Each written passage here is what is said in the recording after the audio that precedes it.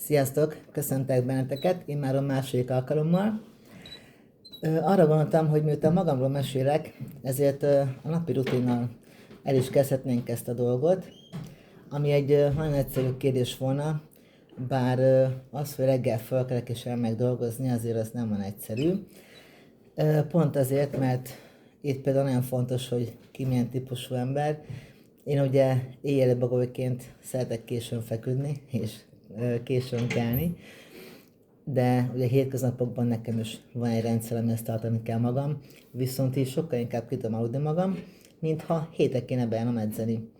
Azért a bioritmusom ellen nem akarok küzdeni, és ugye ez sok-sok tanulmány is készült arról már, hogy ez mennyire sokat vesz el az emberből egyébként időben is és energiában is, hogyha valaki nem a saját bioritmusa szerint kell és fekszik.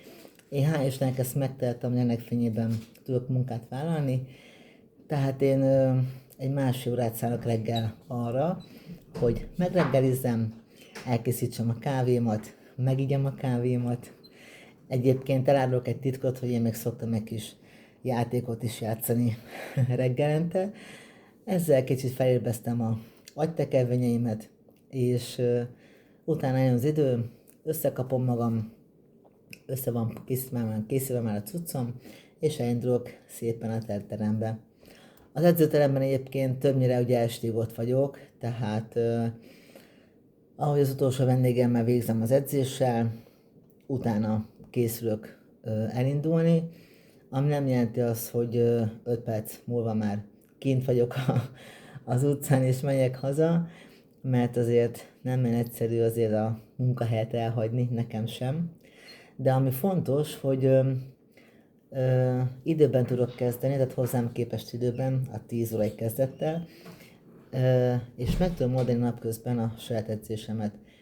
Az edzésem az pedig ugye hétköznap van, hétfőtől péntekig 5 napra van felosztva, minden nap más csoportot edzem meg, és megvan az, hogy heti hány kardiót kell csinálnom, heti hányszor hasozok például, azért a hascsoportokat is megcsinálni, az is, hogy 20-25 perc, és azért ez nem mindig fél be az időbe, mert én 2 vendég között edzem le, kihasználva minden percet ezáltal, és hétvége pedig a pihenésé.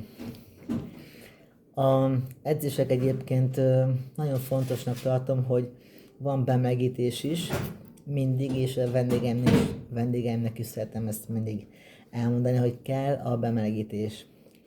Függetlenül attól, hogy te oda rohantál, és meg vagy izzadva, és kiugrik a szíved, mert annyira roholtál átöltözni, attól még az edzésre be kell melegíteni. Utána van egy edzés, és van a nyújtás. A nyújtás megint az, amit sokan el szeretnek hesegetni, meg nem is csinálnak meg. Én nagyon szeretem. Annak idején, mikor jártam egy szűk 3 évet küzdősportra, akkor ott ugye nem úsztam meg a nyújtást, benne volt az edzésben, és nagyon megszerettem, és éreztem is, hogy miről van szó, amikor nyújtunk edzés végén. Úgyhogy én ezt szépen beépítettem a saját kis szisztémám szerint, minden edzés végén megcsinálom.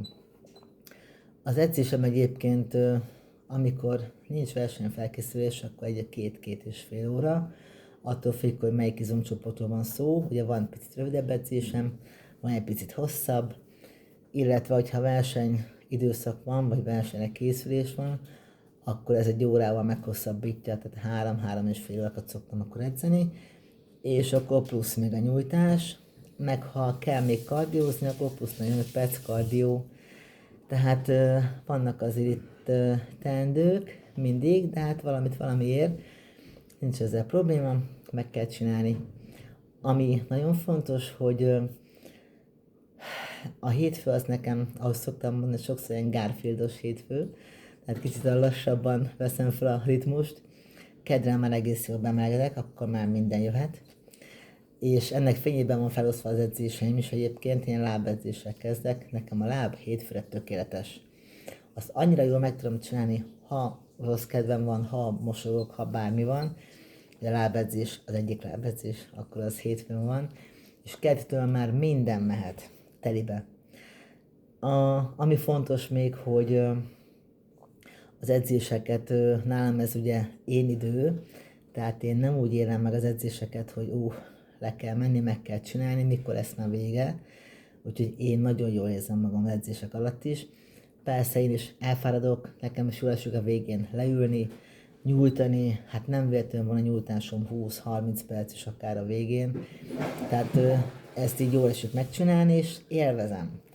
Úgyhogy ez a nagyon fontos, hogy élvezzük. Tehát mindenkinek azt a mozgásfajtát kell megtalálni, amiben persze meg kell csinálni, de érezzed, hogy te magad a bőrödben jól érzed magad.